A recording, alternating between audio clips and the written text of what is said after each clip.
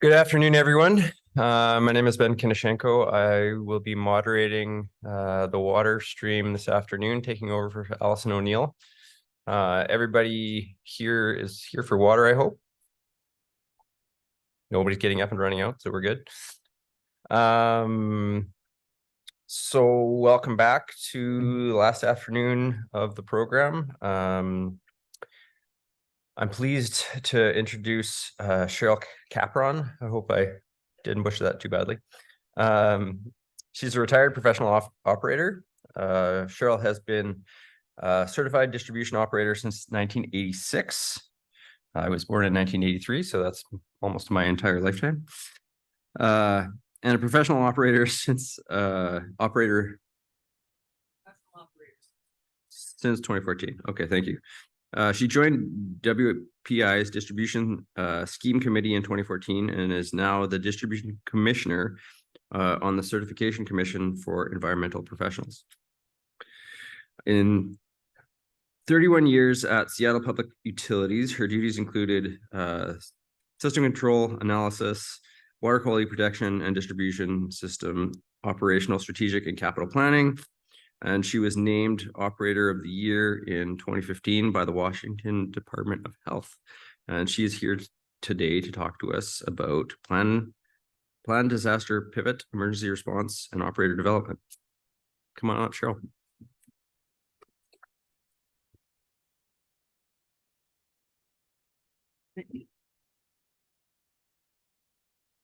So it's a little bit of a rocky introduction there because somehow it got scrambled between the time I sent it and the time it got printed. So the poor guy's just jumping back and forth trying to piece this together. So, you know, the typical things that we all run into. So it says plan disaster pivot. We're 1 o'clock right after a really good lunch. I know I've seen a couple of yawns already and got to keep myself awake too. So I'm going to jump right to the disaster here. But as I go through this thing, you mentioned that I do have something to do with the distribution operator certification exams. And so what I want people to think about, because I get a lot of complaints, level 3, level 4 are really tough. There's a reason for that. And it's because we're trying to measure what you actually know, not how well you can memorize your study material. What can you pull out of your head based on your experiences and your understanding of how your systems and plants work. And it's because the exam is hard, because what the level 3 and 4 operators have to deal with when things go sideways is hard. So that being said, let's get to the story here. So again, 10 worst days of my career. Now, I was at Seattle. I spent most of my time in the operations control center on the system controls, you know, like mission control and pushing all the buttons, moving all the water around. And so I was one of 3 duty supervisors on supervising the control center. And so my focus on this disaster was managing what was going on in our transmission and distribution systems while the plant was recovering from this flood. There's a whole other story with other dozens of operators that I, to this day, don't really know because I was focused on what's going on in town. So a little bit about Seattle's system. It's just 3 hours down the road. Here, the pink area on the map here is Seattle's direct service area. The purple areas are also served by Seattle Public Utilities through 25 wholesalers. Total customer count's about 1.3 million customers at the time this happened 20 years ago. 50% of that is direct service, again, to the areas in the pink. The rest of it is out through our wholesale customers. We have 2 supplies of both surface water up in the Cascades. Cedar River supplies 70% of the system. It's located southeast of Seattle, and it comes in on the lower right-hand portion of this diagram here. The Tolt is northeast of Seattle, same distance away up on near the crest of the Cascades, about 26 miles in. Comes around the north end of Lake Washington and down. The 2 systems meet in Seattle on the north side. They also meet in the middle of the purple area there on the east side of Lake Washington. Now, at the time that this incident happened, we were selling about 110 million gallons a day. So of course I'm US, but I'm not in the US. So I did the math that I hate doing because everybody hates doing the math. So that comes out to about 416 megaliters a day. All right, the toll transmission system is where the action is focused on this story. So coming from the toll clear well, we drop down, got a couple connections, but the water drops down through Test Junction, through the yellow areas. We drop the pressure at Lake Forest Reservoir into that purple segment there. It gets dropped again to go into the distribution system where the green areas are on the top left of the diagram. Coming up from the south, we got Lake Young's as gravity feed. It's about 300 feet lower than the Tolt service area. So we can move water between these two systems, but we have to pump from the Cedar to the Tolt. Both these systems, as I said, they're connected on both sides of Lake Washington, and you can see that in the schematic here. There's storage on the Lake Forest Reservoir and an East Side Reservoir. Okay, so now as we go into this situation, Lake Forest Reservoir had been an open reservoir, so we had to cover it. So it had been out of service for 9 months. They're putting in a liner, putting in a floating cover on top of it, and redoing piping, installing some new booster chlorination and a recirc system. So we're getting close to having this come back in service, but the way this system runs with that reservoir out of service is we gravity feed from the Tolt clear well all the way down into the distribution system. And that's going to be an important point as we move through this story here. We are boosting that feed, or we're supplementing that feed coming up from Lake Young's through Maple Leaf Pump Station. But for the most part, that area in green and the small standpipe are being fed by gravity with a pressure reduction at Lake Forest, but no reservoir in service. Okay, the Toll treatment facility, this thing processes 110 million gallons a day. So again, right around 415 megaliters a day. It's got 2 trains. Inlet valves are here and here. At the front end of the plant is ozone, it goes through filtration, and then a filter bed's out back, and then clear well is out in this area here. The treatment floor is on the top floor of this plant. So on the bottom floor, you have chemical storage, chemical feed pumps at the front end of the plant. As you go down towards the center of the plant, you have the control room, and then further on are down our offices. Okay, so here's where the story starts. 1:15 in the morning, I get a phone call. Now, I'm not on call. I'm scheduled to go on call and standby duty at 7 a.m. Well, 1:15, I get a phone call from the graveyard operator in the control center. And he's like, Cheryl, do you got a phone number for the Tolt plant manager? And the first thing I'm thinking is, why are you even calling me? Right? I'm not supposed to be on duty till tomorrow night. Call Joe. And hang up the phone. And I'm going back towards my bedroom, and I'm like, wait a minute, I'm starting to wake up. It's like, why does he want to talk to the Tolt plant manager? We never talk directly with them. It's always operator to operator. How come you didn't call the plant for that phone number? And it's like, okay, can't call the plant. Now he wants to talk to the manager. And this is my best graveyard shift operator. If he is so rattled, he's read the standby schedule wrong. There's something bad is happening out there. This is not going to be a good day by the time I get in and go to work. Okay, so what had happened is that one of those inlet valves went wide open. Each of those trains can carry full load through that plant. So we had been running at about 40 million gallons. The thing went wide open to 110 million uncommanded. It just, all of a sudden it took off, right? So outlet flow hasn't changed, right? So now we got all this extra water coming into the plant.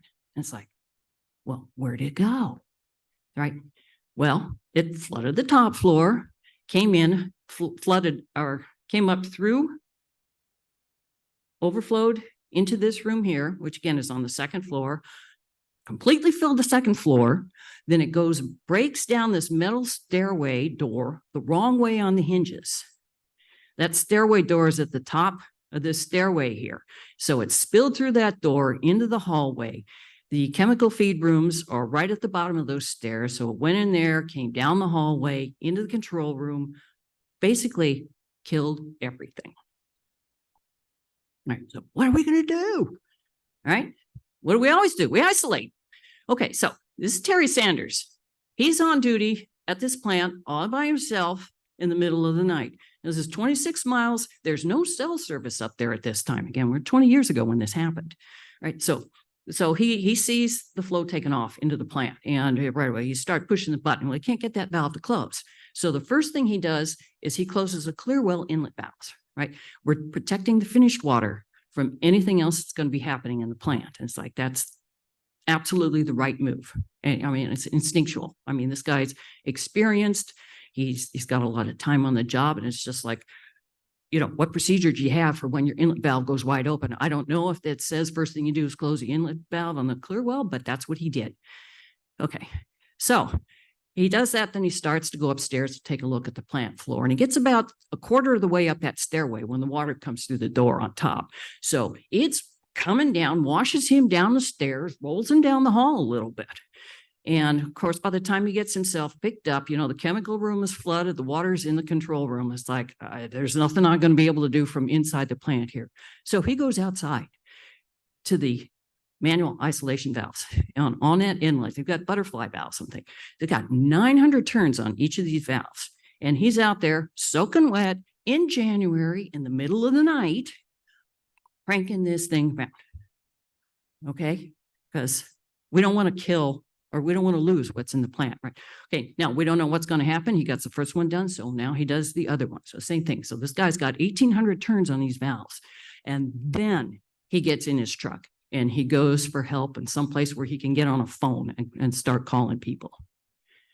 Okay, that's pretty rock star to me. I mean, you get rolled and battered up and you can still do that, and you're thinking that this is what I need to do.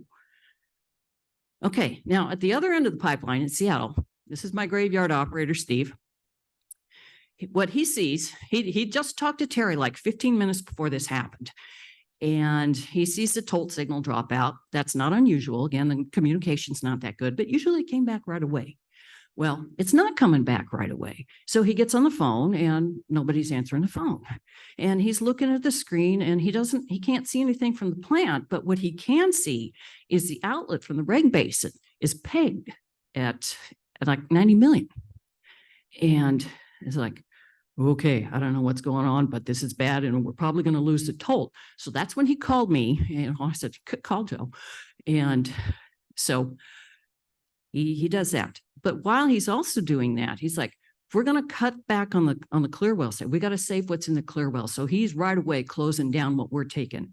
We've got 12 wholesale customers upstream from us who are still taking water, but we can shut down what we're taking. So he starts to doing that.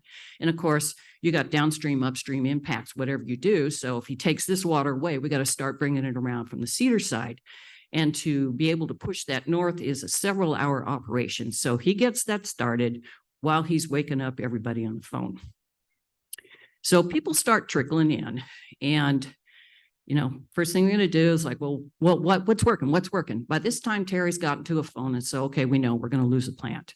All right, what is still working out here? Well, we know we don't have Lake Forest Reservoir, but what else do we have in our system? What happens if we're going to lose that? Okay. Got to think the bad things. I had enough bad things happen to me in life. That's right away where my head goes. But the other things, like we got to get on the phone and start waking up our wholesale customers. You got to go offline. How long can you stay off once you get off? Because we got to save what's in that clear well. In the meantime, we've also got the transmission crews responding. So we're stopping flow in the toll system. You got to bring it to a complete dead stop, because if you turn the pump on before you do that, you get this gigantic water hammer and you blow your pipeline up and then you don't have it for 4 years. And we know that because we already did that once. So we're not going to do it again. So anyway, we're stopping the flow and the field crews are out there. We've got one small electric pump in that green shed there, but that's only good for nighttime flow. So we got to pull in a diesel pump during the daytime to help boost that thing. So they get out there, they get that deployed. We begin pumping at Test Junction. Once we can start pumping at Test Junction, then we use Maple Leaf Pump Station in town to feed the suction into Test Junction. Okay, so where this leaves us now as we get the toll shut down is that we have a direct connection up here in the upper left-hand corner inside the circle between a small pressure zone in the distribution is connected to this transmission pipeline. This small zone is higher than that pipeline is. So it's going to drain back into this. So we have to keep pumps going continually into this 590 zone so that we don't drain it. Okay.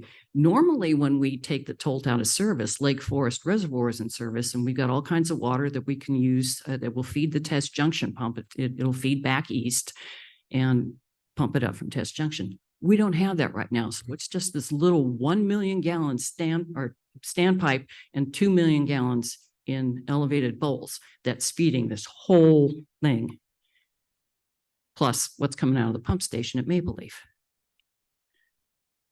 Okay, so we go to bed, you know, it's been a long day, and go to sleep, right? Well, Steve calls me at 12:30 again. It's like, except this time it is my turn to answer the phone, right? So we're losing the 590. So what's going on is that Maple Leaf pump station stopped. He couldn't get it started again. We got 2 pumps in there, couldn't get either one running. So these tanks are starting to drain back into this 550 pipeline. We do have another pump station that pumps off of 509 reservoir, much smaller volume. We tried that to try to keep it pressurized. Didn't do a whole lot of good. It just barely changed the slant on that downward line. But you know, that's all we can do at this point. Wake up the crew. So they get out there, and I'm on the phone with the pump and the SCADA guys, and it's like, oh well, the PLC's flooded. Okay, well fine, put it in manual, start it.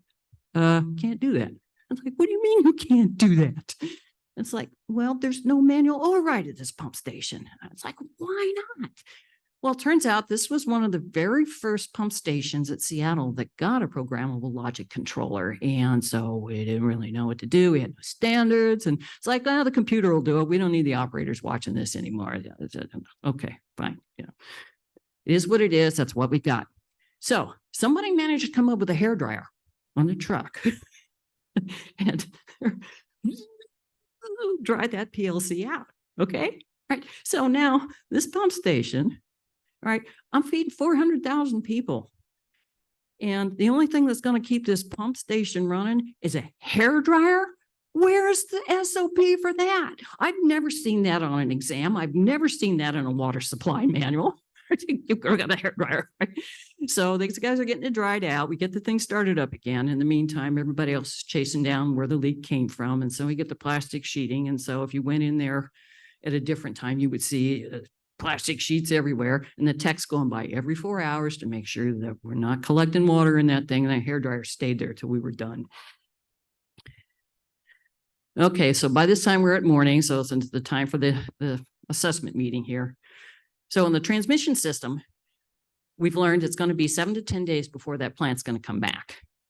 So 2/3 of my storage is out of service at Lake Forest. Eastside Reservoir is still online over in Bellevue, so that's helpful. But now my first line backup that can carry this load is unreliable. On the plus side, everything on the Cedar system is running fine. Our purveyors are hanging in there okay. They've got interties with each other that they've activated, so we're in good shape on that side. In the distribution system, we've got 2 zones that are in trouble here. The 590 is now feeding into the 550. If Maple Leaf isn't running, those 3 million gallons are supplying everything. Okay, I can pump up out of Bitter Lake Reservoir, but I've only got 2 days of water left in that at normal use, right? And when it's time to refill it, the only way I can refill it is off of this pipeline that these tanks are draining into. So we're just basically going in one big circle. Okay, these are the real problems. The rest of the system is fine. So it's just tooling along like nothing's happening. Right. But we can't keep doing this. If this plant is going to be another week out, we have to have Lake Forest in service. We've got to have something that buffers the unreliability of Maple Leaf pump station. We're going to have to refill Bitter Lake Reservoir, or I'm going to have another zone go dry. And I want to isolate that 590 zone from the 550 transmission pipeline. Okay, well, about this time, we're at 8 o'clock. So we call the project manager on the Lake Forest project. It's like, hey, Brent, how you doing? I'm not good at all. I said, I got a question for you. It's like, any chance we could bring Lake Forest online 3 weeks early? All right, now we got a little bit of good luck coming here. Is that it's full. They've done the liner, all the systems have been installed, the cover's on top, it's passed its leakage test. And we haven't drained it after the leakage test. We kept the water in there. We've got booster chlorination going on here with a mechanical recirc system that's halfway through its 7-day functional testing in the reservoir. So it's been chlorinated. I had the foresight to collect 2 sets of samples, one right after it filled, and a second one after 24 hours on that first, the first 24 hours of that functional test. And so we've got 2 sets of good samples. So health department's like, yeah, okay, we can work with that. We need a dive inspection still, but the divers are in town. We were scheduled for 3 weeks, but they can come in today. Okay, we can collect a sample today as soon as they come out. We can have coliform results tomorrow. Department of Health waived HPCs because, you know, it's an emergency and we know we've got good water in there. The big problem is that the skate is not done. So we've got all this data that's coming in, but the graphical interfaces haven't been done yet. So we have no pictures for the operators to look at. Big problems are we don't have inlet control, but in the configuration that this will go into, the inlet valves and the outlet valves will both be wide open. This reservoir is just going to ride online. We're going to control it with the pump station at Maple Leaf. Alarms and displays aren't ready, but we can have the most critical ones done by the time sample results are in. So we bring in elevation, outlet flow, bypass flow, chlorine residual, and the high priority alarms. All right, so we get that done. All right, so it's the next day. Again, the SCADA guy was contractor at the time, and he's watching me. He's like, well, what are you guys going to do? I said, I don't know. I haven't figured this out yet. So Joe's out in the field with the crews, and I'm running the end in the control center. And so the thing about this is that we've never tried this before with the tolled out of service. And so what this means is that we've got high head on the wrong side of the valves. There's one valve in particular that gets very sticky. And if you don't balance the head exactly right, it will trip offline, and you got to have the crew out there to finish running it down manually. The other problem that's kind of unique to Seattle is that there's still mostly unfiltered supply. So there's a lot of gunk floating around in the system that collects in the valve seats. You change the flow on this thing and it stirs up lots of stuff. Well, this is exactly what we're going to do. So between this valve being really sticky and we don't know how much because we can't really clean this seat out, it's like we're just praying that we got the head balanced, because if this thing gets hung up, it's like we're going to drain the 590 and it's going to be really bad. But it worked. So we got, so our luck is starting to change. So, okay, so now tolled is out of service, but Lake Forest is in service.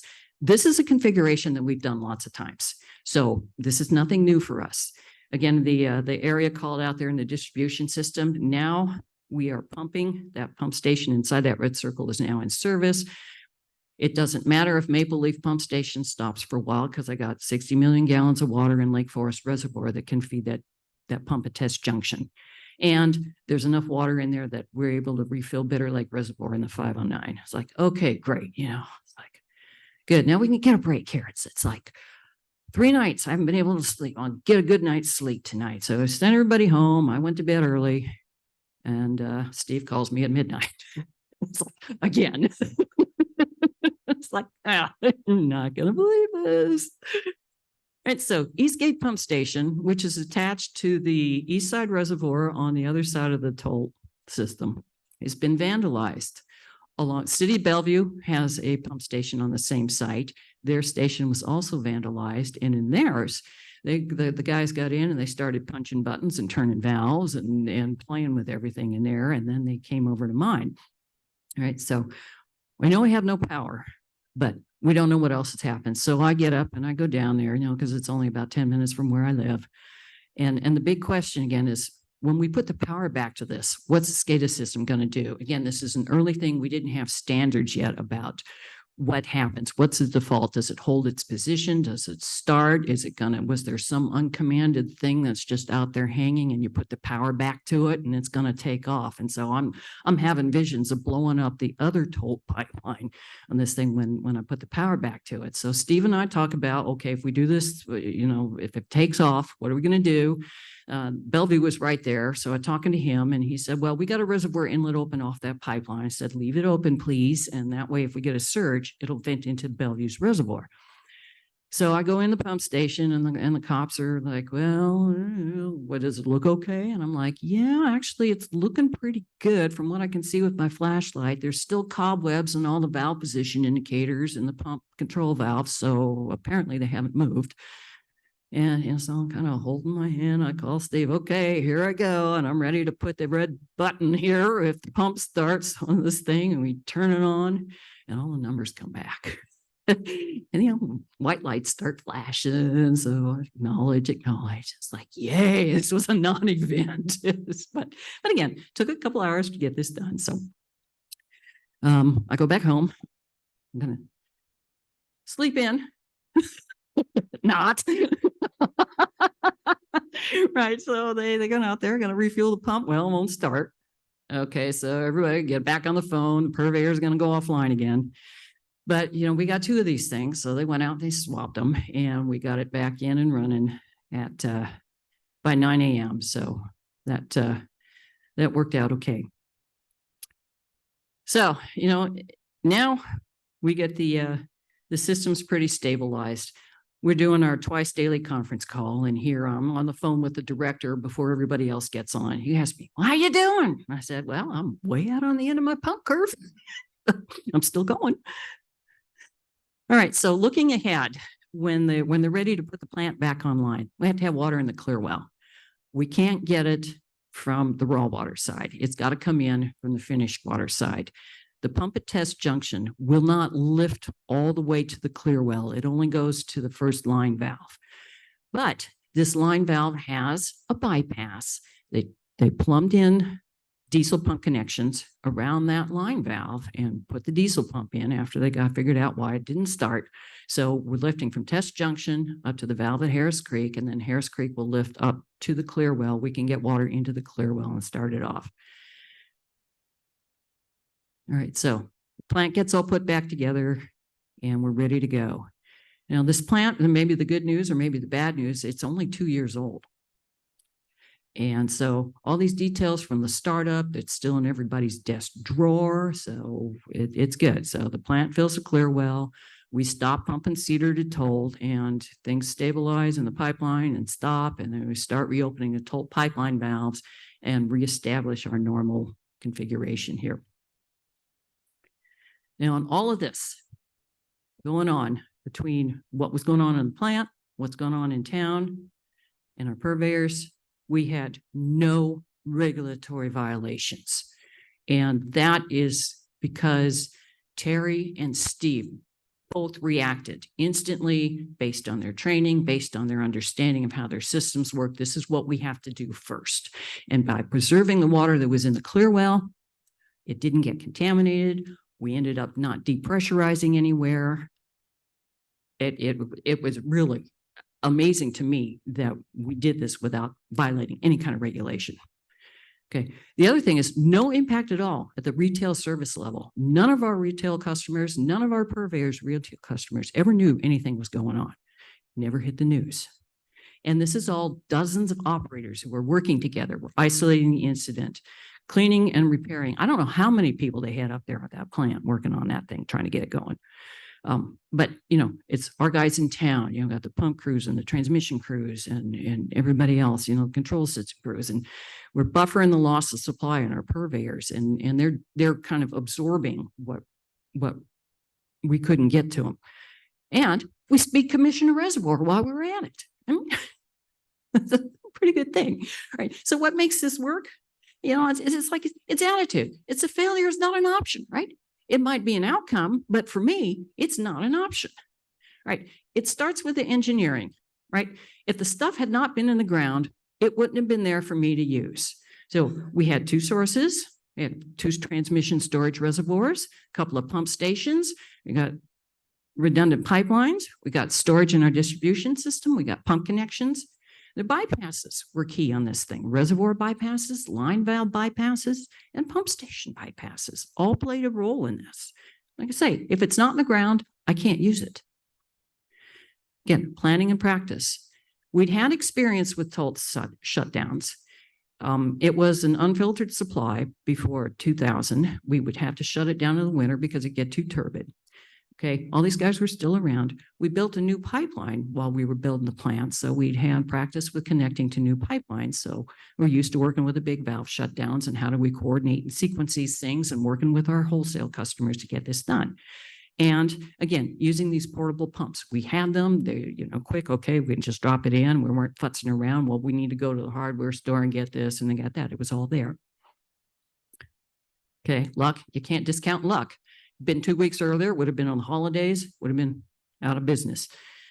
Lake Forest is full. We're almost ready to come online anyway. If that hadn't been in full, I'm not sure how this would have come out. And again, time of year, lowest demands of the year that it's happened. Again, but all that, it still takes operators who know what they do, who are trained and who are dedicated what they do. Our O&M staff, Seattle is big, so everybody get pigeonholed, right? So the O&M staff are not the guys who are in the ditch, who are not the guys in the control center, who are not the guys who do the treatment, right? So everybody, they know their craft, they know their equipment, the maintenance, we stayed on top of it. We got the tools, we got the spare parts, we got the backup equipment. Everybody knows what's connected, how it's connected, and the hydraulics. And you react calmly. That's the key. You react calmly and you look at these changes that are happening and use what you already know. You don't have time to go and look in a book for this stuff. It's like you got to pull it out of your head. Okay, so, and here's where I kind of make my segue into this thing. We don't graduate level 3 and level 4 operators out of any of the environmental training schools. I think we're going to have to grow them ourselves. And so just as a little bit of an illustration about the kind of tie in the planning and how I ended up with the experience to be able to handle this incident. It's like in 1988, this is the first year I'm at Seattle and I'm working a graveyard shift. 4 o'clock in the morning, I start losing chart recorders. The 4 goes down. And it's like, well, these 4 don't make any sense together. And it's like, oh, wait a minute, they're on the same phone circuit. Well, then another 4 go down and then 12 go down. And the next thing I know, out of 110 places, I've only got 5 of them that are still working. Right. So what had happened was the telephone exchange had flooded downtown Seattle, taking out the entire south end and for 4 days. Right. So what do? The guys say, well, come on, you're going to get in the truck and you're going to come out here and you're going to learn how to run this system without anything else. So get in the truck, how do you monitor pressure and tank levels in the field when you don't have a gauge on the tank, right? You put a gauge on a fire hydrant, you watch the pressure, you set your range, you figure out what your pressure is, you do that 2.31 thing and figure out what the head is and okay, where's that correspond to in the tank? And that's how you calculate what your tank is. So you set an operating range on a fire hydrant at a specific elevation on a specific hydrant. And that's how you know you need to go over here and turn this pump station on or go turn it off. And same thing, manually operating these very large control valves. Okay, first of all, where are they? What's it going to take to get inside? Do I need confined space procedures to get into this thing? And then you get in there. Each one of these things on the valve works a little differently. So you learn this thing, but this is something that I learned. And, like my first year in here, I'm the gopher at this point. But it got me outside and I learned a whole heck of a lot about my system while I was doing this. All right, so fast forward 11 years. Y2K is coming. Oh, our planning assumption, no power, no phone lines, no communication. Well, guess what? I already did that. And not only did I already do that, I wrote it all down. So I went and found it. So I got tasked with writing the control plan, the system control plan. And so what I did is I came up with a field monitoring plan based on my experience, the planning, routes, staffing, the equipment. I also did a gap analysis. I got a good idea how long tanks are going to last without being refilled. Okay, well, yeah, we got these generators here. So we ended up buying 2 more generators, and we replaced we pulled an electric pump off of one pump station that had 3 pumps in it and replaced it with a diesel pump, right? So now we got enough power to run all the pumps that we need to into the zones. Okay, well, we all know how that ended up. No big deal at all, but I had a great plan. And so when the toll had it, we had all the pumping stuff ready to go. We've got the equipment, we got the staging, the staffing to do it. We know how to do it. Where this plan really paid off was in 2006. We had a huge windstorm. I'm not sure how far north it came, but it took everything out. Most of the state of Washington. My house was out of power for 8 days. I had parts of my system were out up to 11 days. And this thing worked exactly like I thought it was going to. I'm like, yes. So I had to wait 9 years or 7 years for it to proof out, but it worked exactly like I thought it was going to. Again, no loss of water service because we kept this plan and we brushed it up and reviewed it annually. So it's like, okay, we know this forecast is coming. Let's get this plan out and be ready. Okay. So that's how I got to be able, just the experiences in my career that enabled me to handle this thing. So any questions? The answer to the first one, this is my car at the end of my shift when the 30-inch water main out front broke. And I'm inside trying to deal with it and had no idea that this was happening to my car. So questions? What's the wholesale, hold on. I'm familiar with the term, what do you call it? Okay, the Wholesale, there it is. Could you okay, describe that so term? wholesale customers. So Seattle has like these 20, it's selling basically the 2 different water districts. So City of Bellevue, City of Kirkland, City of Mercer Island, several 25 water districts around the Seattle area purchase their water from the city of Seattle through their wholesale customer. And then they have their own retail customers. So they're just basically wheeling it through. Okay, so it is a municipal system, not a private. That's correct. corporation. Yep. Okay, and just follow up for your critical spares. We get a lot of equipment or systems, and the manufacturer will suggest you should have these critical spares on your shelf. With the present supply system, how difficult is it for you to make the case to your money people that you have to go out and spend X number of dollars on something to sit on a shelf? What kind of pushback do you get? A little bit, and particularly as the water utility merged with the wastewater and the solid waste utilities later, most of those really critical spare parts were already on the shelf for the merger. You guys, you don't understand why this is and what the long lead time is on some of these things.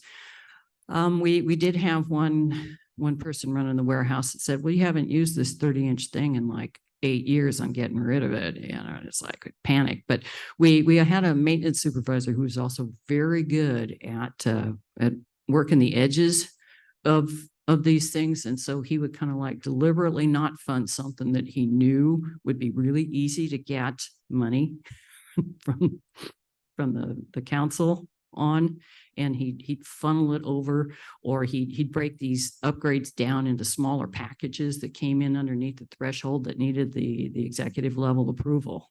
And so it's kind of that. And again, some of this thing, but you know what? It only takes one episode on the news before the mayor's like, well, how did you embarrass me like that? How come you didn't have that on the shelf? So.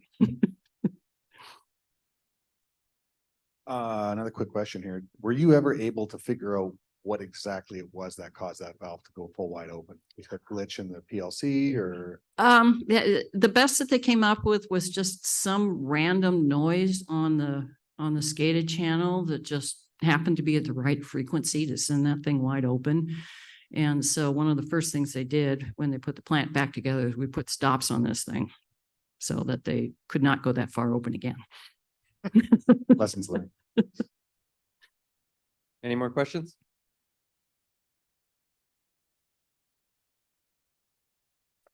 All right, Cheryl, thank you very much for the All right. informative presentation. So. Now you can holler at me about why are these exams so hard? And I say, because. All right, we've got